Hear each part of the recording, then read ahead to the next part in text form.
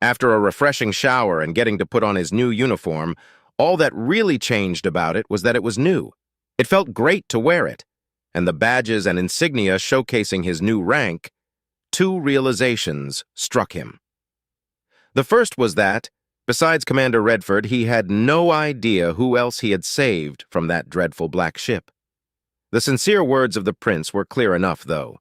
He had saved a member of the royal family, but who?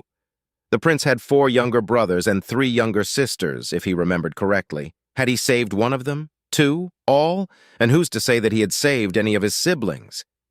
Duke Draymore wasn't the only duke or duchess after all, and the prince had many cousins and other family members. He really didn't care, but he did owe his new position in life to said royal blue blood, so the least he could do was say thank you.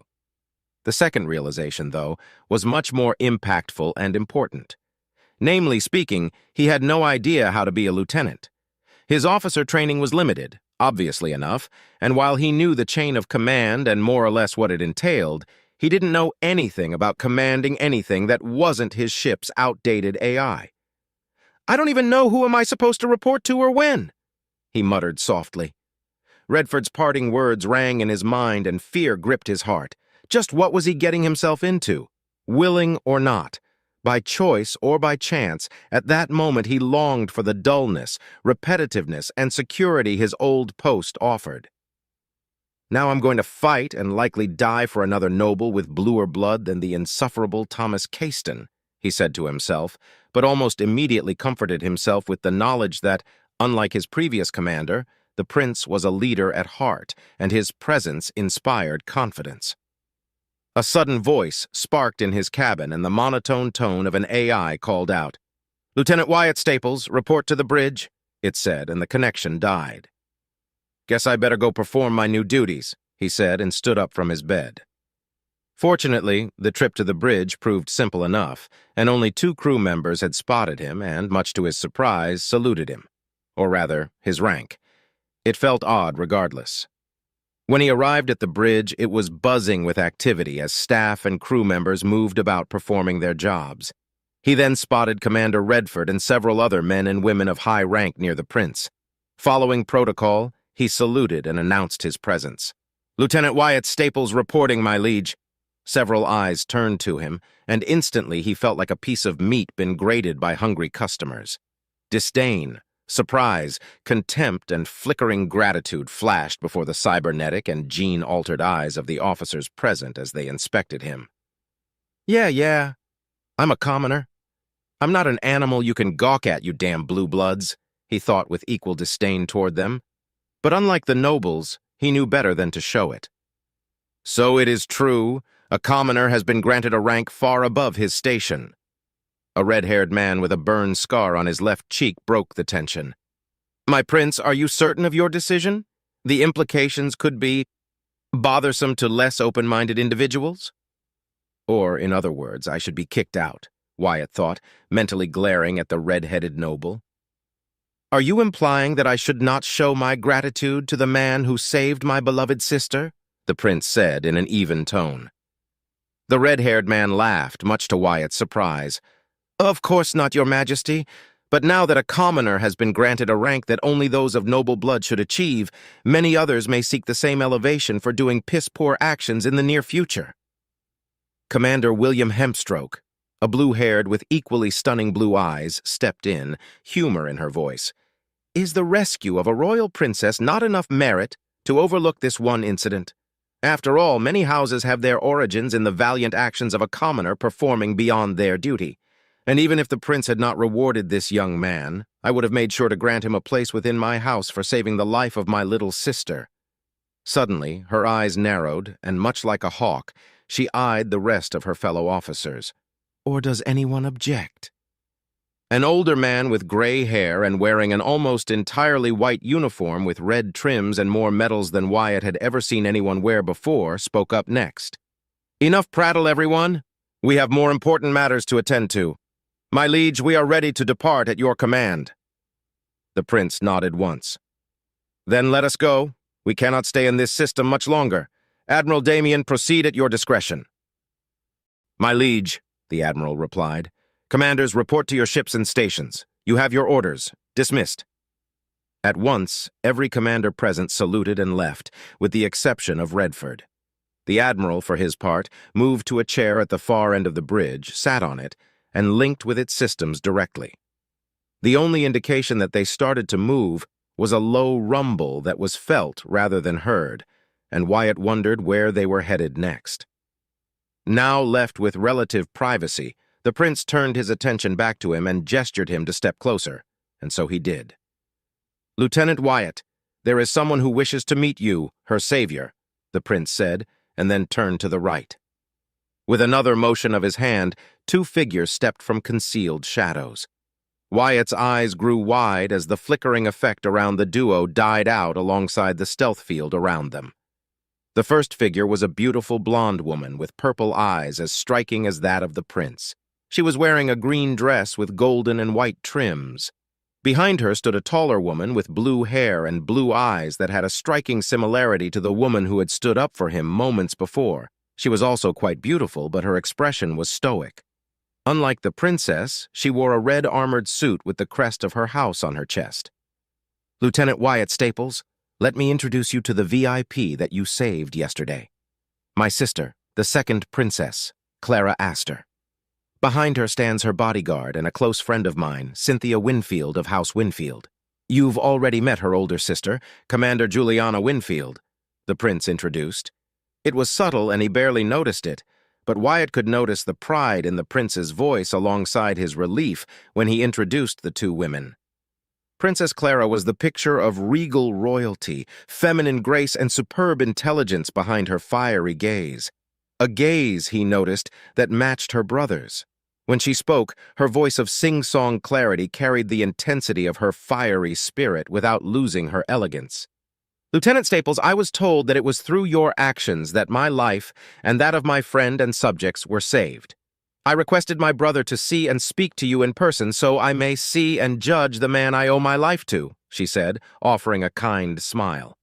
Wyatt felt his cheeks blushing. His social skills were poor at best, and being under the direct attention of such a beautiful woman was something he was not used to. Still, he managed to stand firm and give her a cordial salute. "Your Majesty, I am honored to receive your recognition. To know that your life and that of those accompanying you are safe and sound is reward enough," he replied carefully and respectfully. Clara let out a giggle. "Please, Lieutenant Staples, you need not be so nervous in my presence. Your gallantry is already enough for me to accept you for the valiant man that you are. Commoner or not, you are my savior. I am pleased that my brother dearest had rewarded you accordingly, even if I myself would give more, but alas, I cannot. Therefore, I can only offer my gratitude and a request to speak my name without those bothersome honorifics. Call me Clara. All my friends do so." Wyatt couldn't help but smile widely and sincerely at that. They were rare, but nobles that were actually worth their salt and weren't up their own asses existed, and he was glad that the princess was one of them. He felt his nervousness ease up and his posture relaxed. "In that case, Clara, please, call me Wyatt. Pleased to meet you," he said, offering his hand. A second later, he retracted it. "Oh, right, sorry." To his surprise, the prince's laughter caught his attention. "You're quite blunt, aren't you, Lieutenant Wyatt?" Wyatt pointed a finger at himself. "Commoner upbringing, my liege." The prince let out a single humorous chuckle before clearing his throat. "As enjoyable as this is, I'm afraid we have other matters to attend to. Lieutenant Wyatt, I summoned you not only to meet my sister, but because I need your input." A second later, a holographic display appeared from the large tactical table at the center of the bridge. Wyatt took a couple of steps forward when he saw the visual representation of the entire principality and how the map was divided into several colors, with red, green, golden, and blue being the most prominent colors and countless sigils and emblems scattered across the systems that made up his home. The sheer enormity of the principality was awe-striking and terrifying at the same time.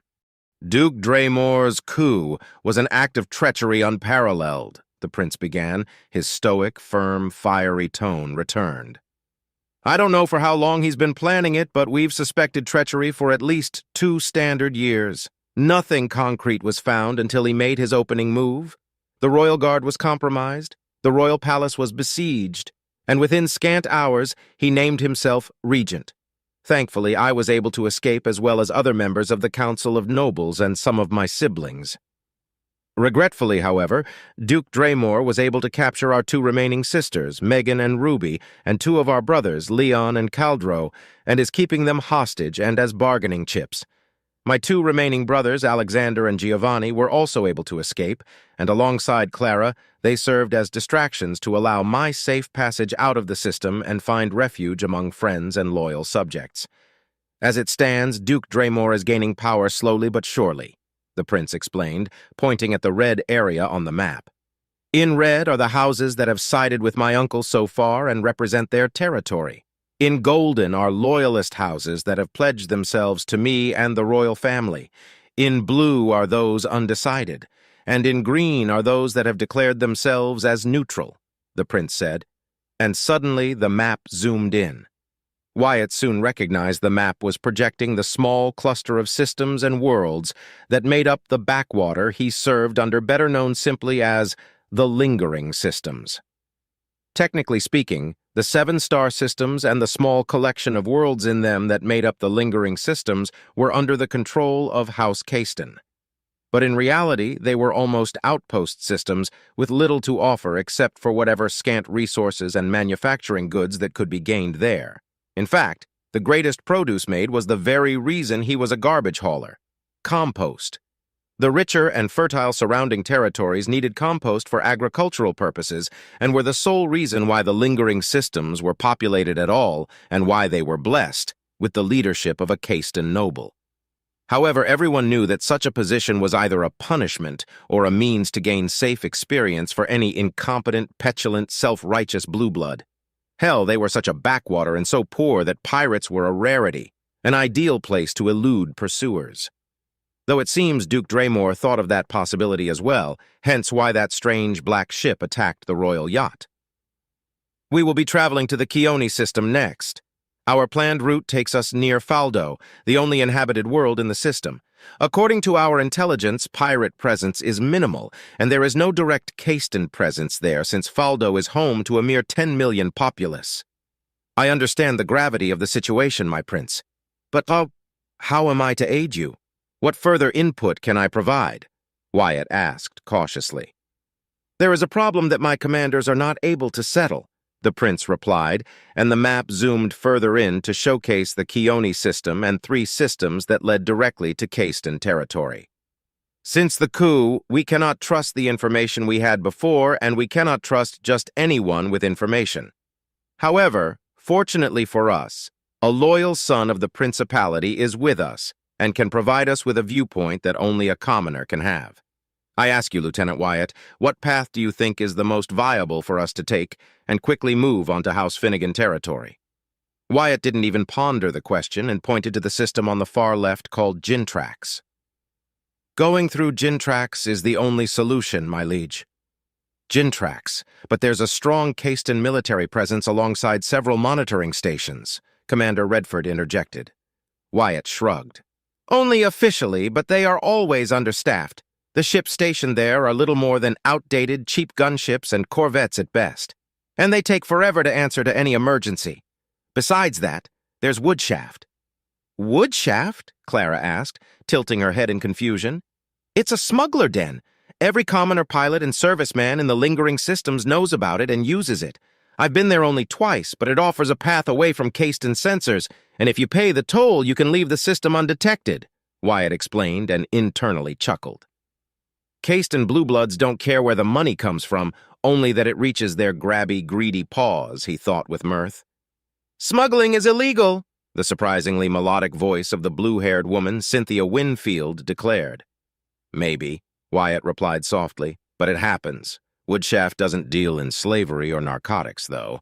They're smugglers, not pirates, he clarified. After we arrive at Faldo, I'll send out a scout ship ahead to observe Gintrax's activity. If the information correlates, we shall advance as you suggested, Lieutenant Wyatt. Time is a luxury we can't afford much as we stand now, the prince said, crossing his arms. For now, you shall follow Commander Redford's orders and be under his charge. Dismissed. I guess this is really happening, Wyatt thought as he stared intently at the vanishing map.